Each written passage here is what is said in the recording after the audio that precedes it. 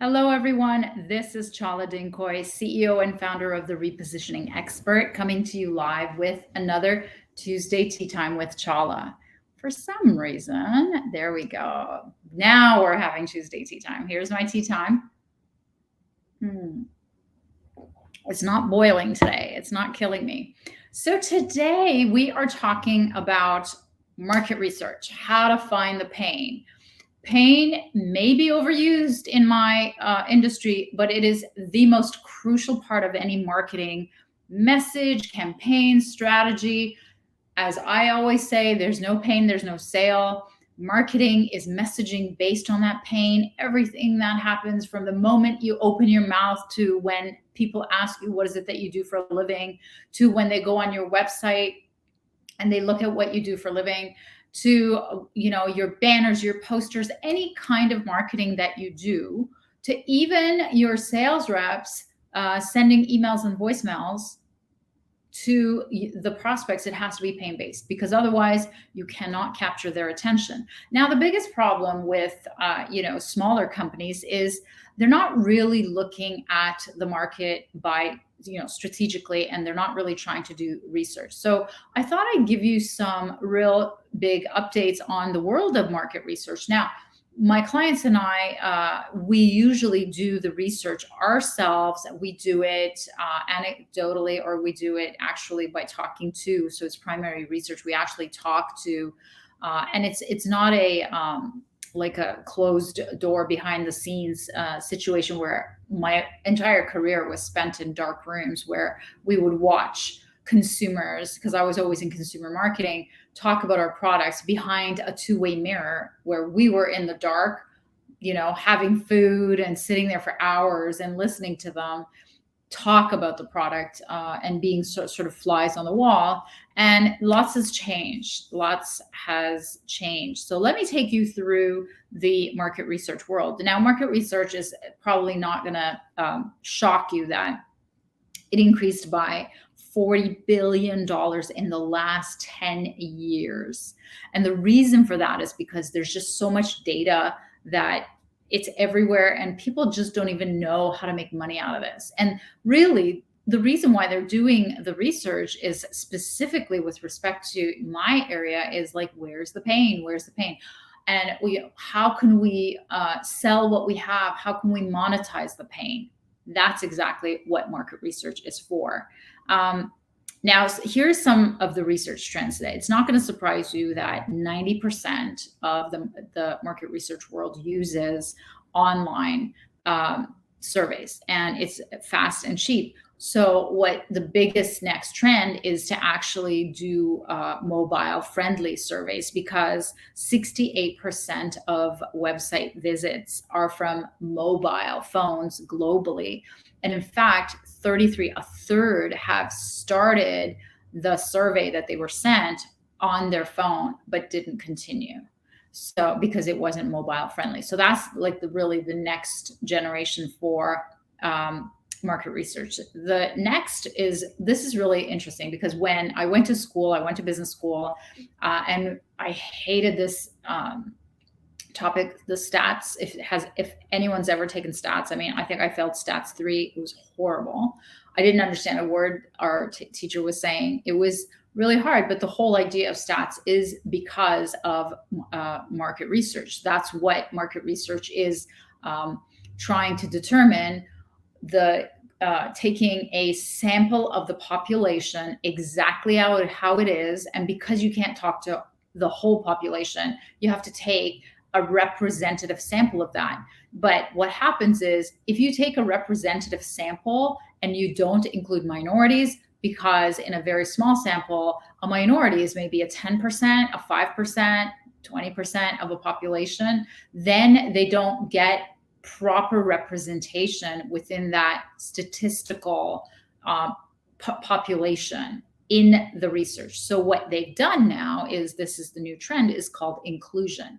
So you don't include the minority, whether it's by ethnic, LGBT, physically or intellectually disabled. These are all the minorities that they have to account for as a diversity, as a bigger subset rather than just a percentage of the larger population. So what I'm trying to say is in the new trends of market research, they are allowing for much larger percentages of representation for inclusion and minorities than they used to, based on just percentage of population, because that's the name, is they're called a minority because they represent a very small percentage. Now, how are they doing that? They're not only giving it a wider base in the statistically in the research, but they're also looking at offensive language, trying to mitigate that. And then they're also deploying it in multiple languages so that they can get representation from minorities. A third trend that's happening in market research is that 93% use online video for focus groups. Now, remember, I was telling you that I used to sit behind, I mean, God knows how many pounds of food I ate and drank while sitting there, like bored out of your skull, just waiting for hours and hours and hours, because these things would take days and hours, and like you wouldn't see the light of day. And you would go after a full night, a full day's work. And in fact, I actually did work for a couple of months in the actual, like for a company in market research, and it was not for me. So now what they're doing is Zoom. They're using video, and it's really helped them since the pandemic that the public, I mean, grandmothers are using Zoom. So people are very friendly, very open to that. I mean, my mother, she's using it. She's a grandmother many times over. And what's really interesting is that this is the great part, is that consumers are now willing to share videos back about their feedback when they're using the product or what they think about the product. So they're creating actual videos to give back to the manufacturers, to the companies, to be able to give them feedback. So I just thought that's really critical, because, you know, video is just the future, right? It's our future. It's definitely more popular because of the pandemic, but I love that two-way street of being able to hear back from them. Number 4 trend in marketing research is there's a shift away from outsourced agency to in-house, and that has been a trend since I left, you know, the corporate world, which was 10 years ago.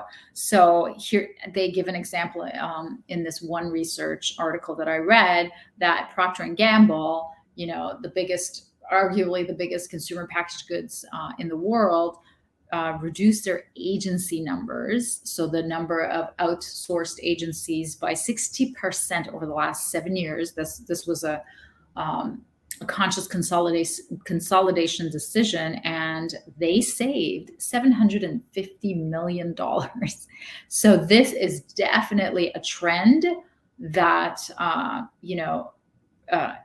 companies are looking at in terms of having their own agency, having their own interdependence. So having their own in-house, that's the word I was looking for, in-house research departments rather than agencies. So it's kind of bad news for the whole, you know, research agency world. But if that's the trend, then that's the trend. So that sounds really like that I don't care, but yeah, I mean, it's been coming down. I remember our own agency 10 years ago was being let go from all their accounts. And I remember it because they were my friends. And I remember talking to them about, you know, what's happening. And that was the trend back then. So it's only gotten faster. So the last trend in market research that I'm going to talk about is tech. Of course, technology is everywhere. Of course, it's going to be in, this industry as well. And it makes it faster. So it's 60% of researchers are now automating for faster results, because businesses have to turn around on a dime. The pandemic has made businesses a lot more quick to make decisions and to act. And 50% of researchers say that technology allows them to become cheaper. And of course, what they're talking about is the online stuff. They're talking about the video stuff. They're talking about recruiting. They're talking about all aspects of it, and probably reporting as well. And, most 80%, like almost all researchers agree that that is a trend, the technology trend is going to continue. So, I mean, those are some of the things that the actual industry is doing around market research. Now, what do we do with my clients around market research? Is we actually pinpoint where are some of the areas that we'd like to explore to sell our products to or services, and what can we sell to them, what problems can we solve. We presuppose some of these things, we write them down, we make a chart, and then we go out and we talk to a number of key decision makers in each area and ask them, what is the pain? Is this the pain that you have? Is there a bigger pain that we didn't account for? How much would you be willing to solve this pain? And is it okay if we come and talk to you about how we solve this pain with no strings attached? So that research process works really well. And I've had a couple of my clients, current clients, former clients, come on the show, and previous education that I've done that they've guested on. And there's videos and videos. I had one just last week talking about how well that research process turns actual prospects into clients and actually allows them to, without being salesy or, greasy or whatever you want to call that whole role of selling, without actually ever having to ask for the sale.